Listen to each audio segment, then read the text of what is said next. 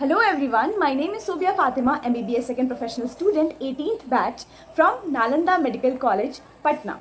And आज का ये वीडियो बहुत इंपॉर्टेंट होने वाला है उनके लिए जो अभी हाल में मेडिकल कॉलेज जाने वाले हैं। तो इसमें मैं पूरा इन्फॉर्मेशन बताऊंगी जो एक बेसिक इन्फॉर्मेशन होनी चाहिए before entering a medical college, जैसे कि क्या क्या सब्जेक्ट्स होते हैं, फिर आगे जाके किस टाइप का प्रैक्टिकल लैब्स होता है, मतलब एक बेसिक इन्फो।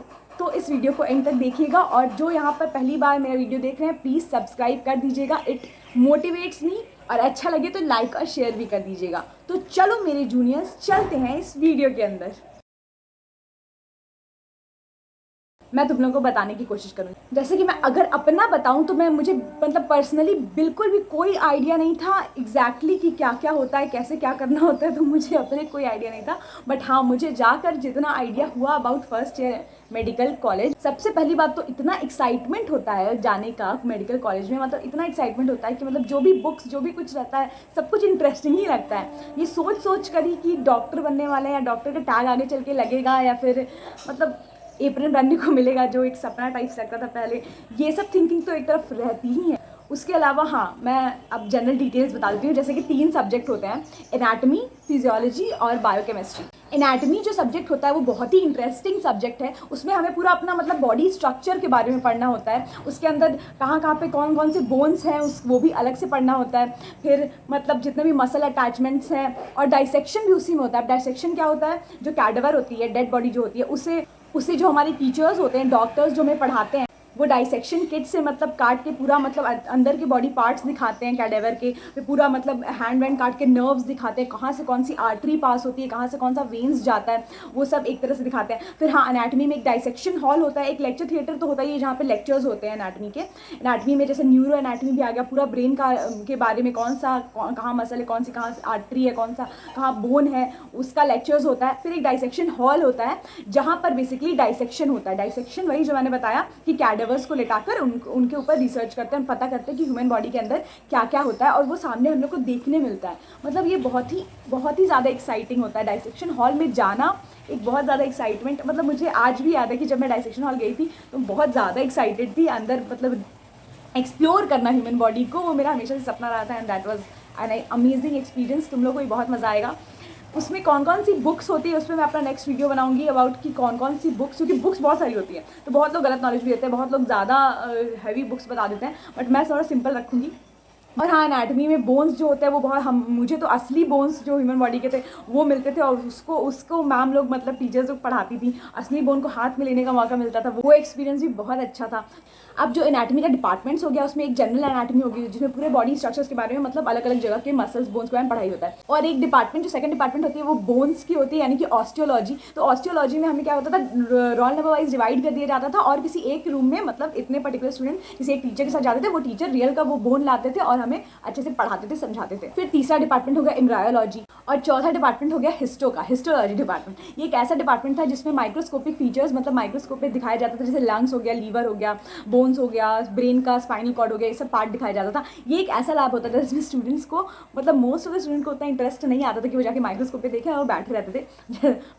बट जो स्टूडेंट्स थोड़े ज़्यादा मतलब पढ़ाई वाले होते थे, जिन्हें जानना होता था, उन लोग जाके माइक्रोस्कोप पे देखते थे और एग्जाम के लिए हमेशा फ़ोटो क्लिक करते थे। ये चीज़ तुम लोग भी नोटिस करोगे कि जब भी जो स्टूडेंट्स मतलब माइक्रोस्कोप पे देखेंगे वो हमेशा उस मतलब जो क्लियर पिक्चर जो आएगा उसका हमेशा फ़ोटो ज़रूर खींचेंगे फ़ोन में और सेव करके रखेंगे ताकि एग्जाम में हेल्प हो।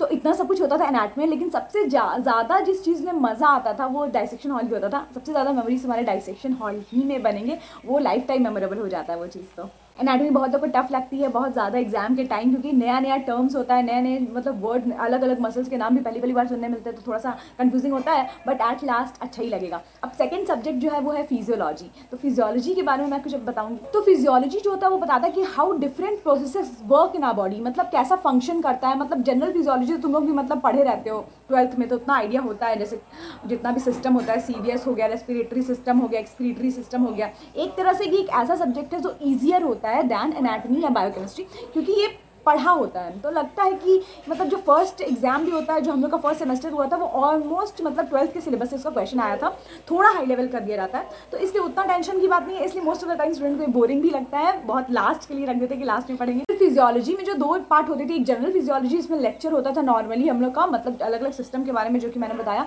वो लेक्चर थिएटर में होता था, और दूसरा होता था हिमाटोलॉजी, तो हम लोग उसके लिए लैब में जाते थे।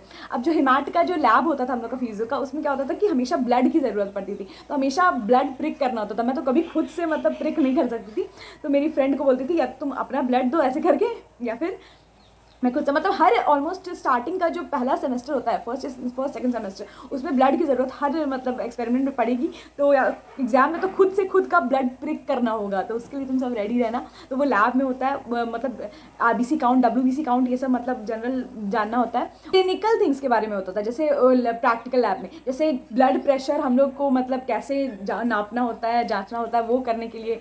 फिर कार्डियोवैस्कुलर सिस्टम के बारे में स्टेथोस्कोप से चेक करना होता था कि हार्ट बीट कैसा है, शेप कैसा है। वैसे ही रेस्पिरेटरी सिस्टम के बारे में भी, तो उसी चक्कर में स्टेथोस्कोप लगाने वाली फीलिंग भी आ जाती थी। फिर रिफ्लेक्सेस चेक करना होता था, डीप टेंडन रिफ्लेक्स, ये सब, तो वो सब भी लैब में होगा। तो फिजियो के लैब में भी बहुत मज़ा आने वाला है। हाँ, प्रैक्टिकल कॉपी लिखनी पड़ती है, बट बहुत से स्टूडेंट्स एंड में लिखते हैं, तो वो तुम पर है, बट हाँ मज़ा तो आएगा फिजियो लैब में भी। फिजियो लेक्चर में उतना नहीं, बट लैब में मज़ा आएगा।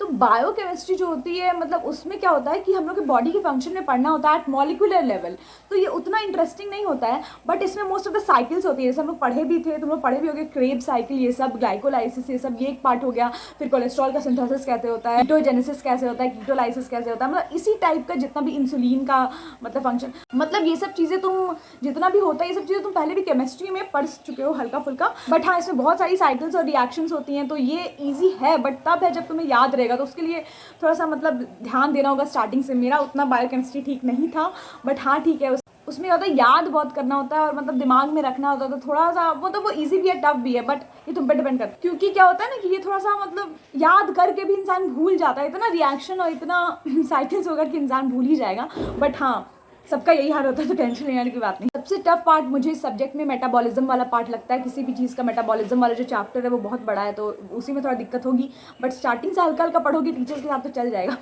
प्रैक्टिकल में बायोकेमिस्ट्री के बहुत मज़ा आता है एज यूजुअल। हाँ बहुत मज़ा आता है वो इसलिए क्योंकि वहाँ पर हमें रिएक्शंस करने होते हैं टेस्ट ट्यूब में लेकर, अच्छा इतना ये केमिकल डालो, तो वो एक थोड़ा सा इंटरेस्टिंग चीज़ होता है। टीचर्स बताते हैं कि अच्छा ऐसे केमिकल डालो, ये कलर आएगा, वो पर्पल रिंग आएगा, जैसे मॉलिश टेस्ट में, और बहुत लोग का नहीं आता है तो फिर वो दोबारा बनाते हैं। मतलब मेरे साथ क्या होता है, पहले मेरा फर्स्ट डे एक्सपीरियंस अच्छा नहीं था बायोकेम लैब का, बट हाँ आगे चल के फिर मज़ा आने लगा। कोई ऐसे टेस्ट होते हैं जिसमें मतलब फ्लेम से मतलब पूरा टेस्ट ट्यूब को वो उसमें बहुत ध्यान देना होता है कि हाथ पे ना गिर जाए, एसिड वैसिड भी डला रहता है, कभी कभी टेस्ट ट्यूब भी टूट जाता है, इतना ज़्यादा गर्मी, तो ये सब होता है, मस्ती मतलब मज़ा आएगा। हाँ बट यूरिन एग्जामिनेशन में थोड़ा ख़राब लगता है, but at the end of the day सब कुछ करना है हम लोग को। तो स्टार्टिंग में ख़राब लगता था, बट अब आदत हो गई है सब कुछ करने की। अभी तो आगे और से एक्सपेरिमेंट सेकेंड ईयर में भी मुझे देखने हैं, बट अभी फिलहाल तो कोरोना मतलब कॉलेज नहीं खुला, बट जब खुलेगा देखेंगे। बट हाँ बायोकेम लैब में मज़ा आता है। हाँ बायोकेम वाइवा मेरा अच्छा नहीं जाता था, बट उसके लिए मैं एक अलग वीडियो बनाऊंगी जिसमें मैं वाइवा के बारे में बताऊंगी, और ये सब एक और वीडियो बनाऊंगी जिसमें बताऊंगी कि क्या क्या चीज़ें खरीदनी होती हैं before entering medical college. I guess इतना अभी के लिए काफ़ी है। So all the best and thank you so much. आगे बढ़ो, कॉलेज जाओ, मस्ती करो।